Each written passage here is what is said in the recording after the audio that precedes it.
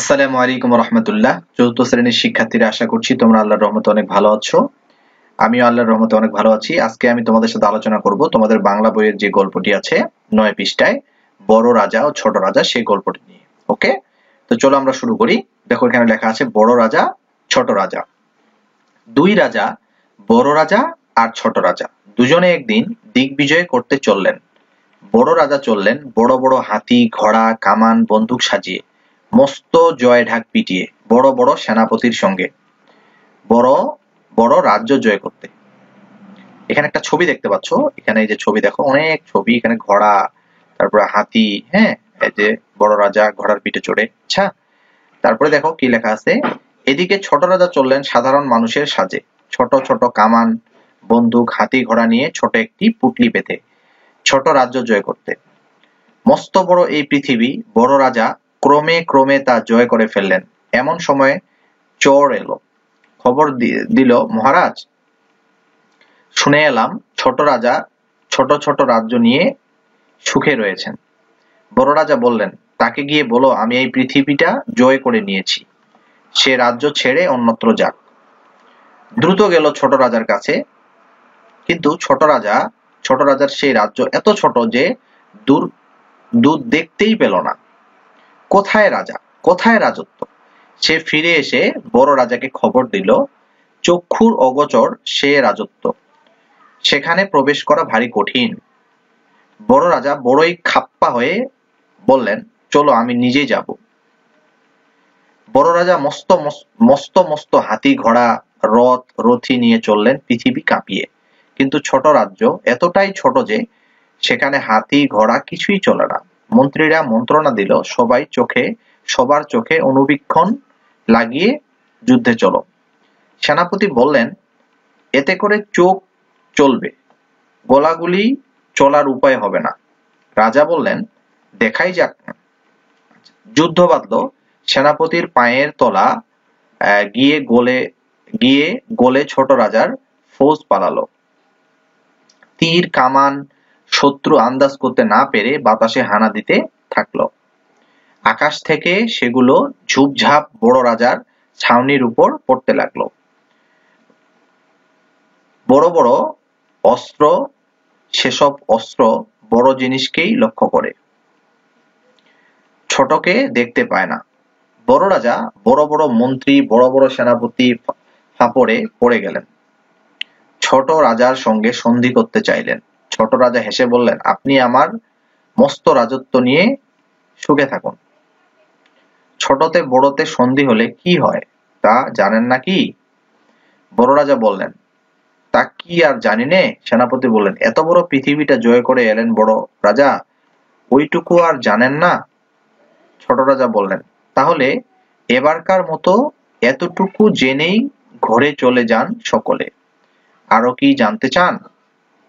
আচ্ছা, এখানে একটা ছবি দেখতে পাচ্ছি আমরা। তারপরে দেখো কি লেখা আছে। বড় রাজা রেগে বললেন, ছোটকে টুটি চেপে ধরলে কি করে তাই জানতে চাই। বলেই বড় রাজা নিজের মস্ত মুঠোয় রাজ্য সহ ছোট রাজাকে কষে চেপে ধরলেন। বড় রাজার মোটা মোটা আঙ্গুলের ফাঁক দিয়ে জলের মতোই সব গলে পালালো। ছোট রাজা, তার সিংহাসন, রাজপুরী সমস্তই বেরিয়ে গেল। বড় রাজা হাত খুলে দেখলেন মুঠো খালি। বুড়ো আঙ্গুলের গোড়ায় মৌমাছির হুলের মতো একটা কি বিধে রয়েছে। যন্ত্রণায় বড় রাজার আঙ্গুলটা দেখতে দেখতে ফুলে ঢোল হয়ে উঠল। আচ্ছা, এই হলো আমাদের গল্পটি।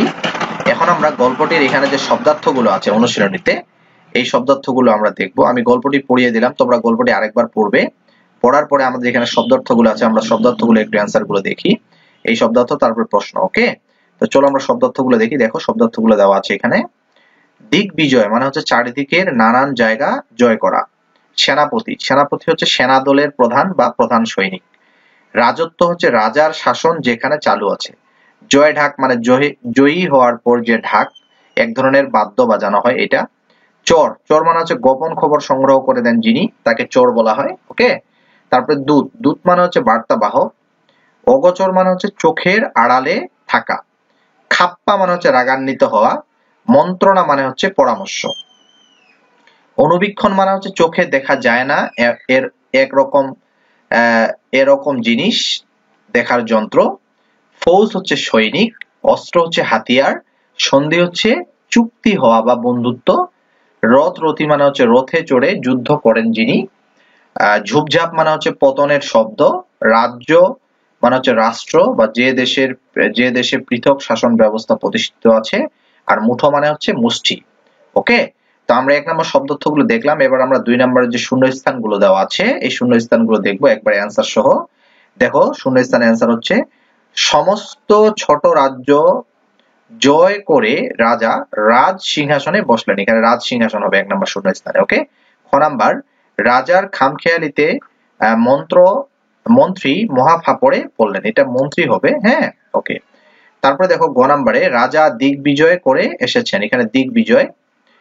ঘ নাম্বারে শিকারের খোঁজে রাজা অন্যত্র যাচ্ছেন। এখানে অন্যত্র হবে। গ নাম্বারে রাজ্য জয়ের আনন্দে চারিদিকে জয় ঢাক বাজছে। এখানে জয় ঢাক। চ নাম্বারে হচ্ছে রাজা আন্দাজ করলেন ছোট রাজা পালিয়ে যেতে পারেন। এখানে আন্দাজ হবে। ওকে, আচ্ছা এবার আসো আমরা হচ্ছে এবার যুক্ত বর্ণগুলো দেখি। এখানে লেখা আছে যুক্ত বর্ণগুলো দেখি এবং যুক্ত বর্ণ দিয়ে গঠিত শব্দগুলো পড়িও লিখি। ওকে, এখানে দেখো এখানে আসতে দন্তস্ব আর ত, এটা আমরা যদি একটা শব্দ দুইটা শব্দ বলি তাহলে হবে আস্ত গোস্ত।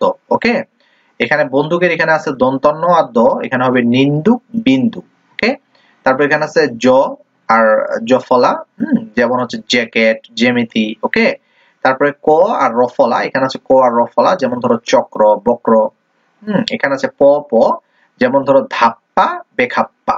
ওকে, তারপরে এটা 3 নাম্বার, এগুলো আমরা দেখলাম যুক্ত বর্ণগুলো। এবার আমরা 4 নাম্বারে দেখি বাংলা রচনা করি। হ্যাঁ, বাক্য রচনা করি। এখানে এই শব্দগুলো দিয়ে বাক্য রচনা করতে বলছে। যেমন ধরো রাজ্য দিয়ে আমরা বাক্য রচনা করলে কি হবে? রাজা পাশের রাজ্যে গিয়েছেন। চোর হচ্ছে চোরের কাছে গোপন খবর থাকে। রথ দিয়ে যদি আমরা বাক্য রচনা করি তাহলে হবে সেনাপতি রথে চড়লেন। মুঠো দিয়ে বাবু চকলেটটি মুঠোতে রেখেছে। রাজ সিংহাসন, এটা হবে কি রাজা রাজ সিংহাসনে বসলেন। এখানে রাজ সিংহাসন হবে। ওকে, এরপরে 5 নাম্বারটা যদি আমরা দেখি সেটা হচ্ছে বাম পাশের শব্দাংশের সাথে ডান পাশের ঠিক শব্দাংশ মিলিয়ে বাক্য পড়িও লিখি। এটা হবে বড় রাজা আর ছোট রাজা। এটা যদি আমরা একটু অ্যান্সার দিয়ে দেখি তাহলে দেখো উত্তরটা এইভাবে হবে যে বড় রাজা আর ছোট রাজা বড় রাজা ছোট রাজা দিগ্বিজয় করতে চললেন। ওকে, ক্রমে ক্রমে মস্ত বড় এই পৃথিবী বড় রাজা জয় করে ফেললেন। ছোট শহর এতটাই ছোট যে সেখানে হাতি চলে না, ঘোড়াও চলে না। বড় রাজার আঙ্গুল ফুলে ঢোল হয়ে উঠল। আর শেষেরটা হবে বড় বড় অস্ত্র বড় জিনিসকেই লক্ষ্য করে। ওকে, আচ্ছা তারপরে এবার আমরা যদি 6 নম্বরের দেখি একই শব্দের ভিন্ন অর্থ শিখি ও বাক্য তৈরি করি। যেমন ধরো চর এর ভিন্ন শব্দ হচ্ছে দুধ। চর মানে হচ্ছে নদীর চর, চলা মানে হচ্ছে পায়ে হাঁটা, আর চলা মানে হচ্ছে চালিত হওয়া। এখানে দেখো এই চর বানান কিন্তু একই কিন্তু ভিন্ন শব্দ। এটা চর মানে আবার দুধ, চর মানে আবার নদীর চর। ওকে, এগুলো জানতে হবে। আচ্ছা আমরা একটু দেখি। দেখো চর মানে হচ্ছে দুধ, যেমন ধরো চোর খবর নিয়ে এসেছেন। চর হচ্ছে নদীর চর, যেমন চোরে কাশফুল ফুটেছে। তারপরে চলা মানে হচ্ছে পায়ে হাঁটা, যেমন ধরো চলার সময় পায়ে ব্যথা পেলাম। চলা মানে হচ্ছে চালিত হওয়া, যেমন শিক্ষকের কথা মেনে চলা উচিত। এই চলা মানে হচ্ছে চালিত হওয়া। ওকে, এবার আমরা 7 নাম্বার দেখবো। 7 নাম্বারের প্রশ্নগুলো দেখবো আমরা। দেখো বড় রাজা কিভাবে রাজ্য জয় করতে বের হলেন। উত্তর হবে বড় রাজা মহা সমারোহে রাজ্য জয় করতে বের হলেন। সাথে নিলেন বড় বড় হাতি ঘোড়া কামান বন্দুক। মস্ত জয় ঢাক পিটিয়ে বড় বড় সেনাপতির সঙ্গে বড় বড় রাজ্য জয় করতে গেলেন তিনি। খ নাম্বার হবে বড় রাজা ছোট রাজার উপর রেগে গেলেন কেন। উত্তর বড় রাজা যুদ্ধ করতে এসে ছোট রাজার কৌশলের কাছে ধরাশয়ী হলেন, তাই তিনি সন্ধির প্রস্তাব করলেন। বুদ্ধিমান ছোট রাজা কথার মাধ্যমেও বড় রাজাকে কুপকাত করলেন। এই কারণে বড় রাজা ছোট রাজার উপর রেগে গেলেন। গ নাম্বার দেখো বড় রাজা কেন ছোট রাজ্যকে জয় করতে পারলেন না। ছোট রাজার রাজ্য এতই ছোট যে খালি চোখে দেখা যায় না। ছোট রাজার ফৌজের কৌশলের সাথে বড় রাজার সৈন্যরা পেরে উঠল না। নিজেদের ছড়া অস্ত্রে নিজেরাই আক্রান্ত হতে লাগলো। এজন্য বড় রাজা ছোট রাজ্যটিকে জয় করতে পারলেন না। ওকে, ঘ নাম্বার দেখো বড় রাজা কেন সন্ধি করতে চাইলেন। দেখো বড় রাজা যুদ্ধ করতে গিয়ে ছোট রাজার বুদ্ধির কাছে নাস্তানাবুদ হলেন। হ্যাঁ, রাজার বড় বড় মন্ত্রী সেনাপতি সবাই ফাপড়ে পড়ে গেল। শেষমেশ উপায় খুঁজে না পেয়ে বড় রাজা সন্ধি করতে চাইলেন। 1 নাম্বার দেখো, বড় রাজা আর ছোট রাজার মধ্যে তোমার কাকে বেশি পছন্দ, কেন? বড় রাজা আর ছোট রাজার মধ্যে আমার ছোট রাজাকেই বেশি পছন্দ। ছোট রাজা তার ছোট রাজ্য নিয়েই সন্তুষ্ট। বড় রাজার মতো তিনি বিনা কারণে যুদ্ধ করতে চান না। তার কথায় ও কাজে অসাধারণ বুদ্ধিমত্তার পরিচয় পাওয়া যায়। এসব কারণেই ছোট রাজাকে আমার বেশি ভালো লাগে। তারপরে 8 নম্বরে দেখো, অল্প কথায় গল্পটা বলি। আমরা অল্প কথায় গল্পটা এইভাবে বলবো যে বড় রাজা আর ছোট রাজা দুজনে বের হলেন দিগ্বিজয় করতে। বড় রাজা বড় বড় হাতি, কামান, বন্দুক আর সেনাপতির সাথে নিয়ে বড় রাজ্য জয় করতে চললেন। অন্যদিকে ছোট রাজা চললেন সাধারণ মানুষের সাজে। ছোট ছোট খেলবার কামান, বন্দুক, হাতি ঘোড়া তার সম্বল। তিনি চললেন ছোট রাজ্য জয় করতে। বড় রাজা পৃথিবীর সব রাজ্য জয় করে ফেলেছেন। এমন সময় তার চোখ পড়লো ছোট রাজার জয় করা ছোট রাজ্যের উপর। সে রাজ্যে এতই ছোট সে রাজ্য এতই ছোট যে খালি চোখে দেখা যায় না। ওকে, তারপরে এখানে কি দেওয়া আছে, বড় রাজার আবার মস্ত সব হাতি ঘোড়া সৈন্য সামন্ত নিয়ে ছুটলেন রাজ্যটি জয় করতে, কিন্তু ছোট রাজার ফৌজ এতই ক্ষুদ্র সেনাপতির পায়ের তলা দিয়ে তালা গলে পালায়। বড় রাজার তীর কামান কোনো কাজেই এলো না, বরং সেগুলো তাদের উপরেই ঝুপঝাপ এসে পড়তে লাগলো। অবস্থা বেগতিক দেখে বড় রাজা সন্ধি করতে চাইলেন, কিন্তু ছোট রাজার কৌশলী কথায় বড় রাজা গেলেন রেগে। সন্ধির কথা ভুলে গিয়ে তিনি ছোট রাজ্য আর তার সমস্ত রাজ্যটাকে তুলে নিলেন হাতের মুঠোয়। কিন্তু ছোট রাজা রাজপুরী সমস্তই তার হাত গলে বেরিয়ে গেল, আর মৌমাছির হুলের মতো কি যেন একটা বিধে বড় রাজার বুকে বুড়ো আঙ্গুলটা ফুলে ঢোল হয়ে উঠল। এবার আমরা 9 নাম্বার গুলো যদি দেখি, 9 নাম্বার দেখো প্রশ্ন আছে, কর্ম অনুশীলনের এখানে প্রশ্ন আছে, শক্তির চেয়ে বুদ্ধির জোর বেশি বিষয়টি নিয়ে শিক্ষকের সহায়তা বিতর্কে প্রতিযোগিতা অংশগ্রহণ করি। এটা কি লিখবে দেখো, যে প্রথমে শিক্ষকের সহায়তা নিয়ে দুটি দলে ভাগ হয়ে নাও। এক পক্ষে শক্তির চেয়ে বুদ্ধির জোর বেশি এবং বিষয়ে যুক্তি তুলে ধরবে।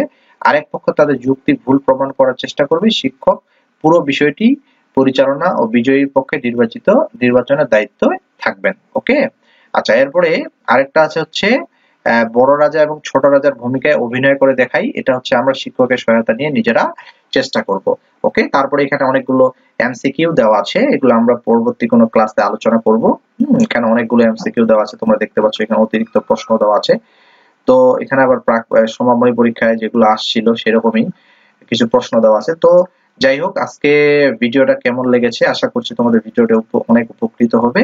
তোমাদের জন্য আমরা কষ্ট করে ভিডিওগুলো রেডি করি। অবশ্যই সাবস্ক্রাইব, লাইক এবং শেয়ার, কমেন্ট করবে। তো আজকে এই পর্যন্তই, আগামী ক্লাসে আবার দেখা হবে। সে পর্যন্ত সবাই ভালো থেকো, সুস্থ থেকো। আল্লাহ হাফেজ। আসসালামু আলাইকুম ওয়া রাহমাতুল্লাহ।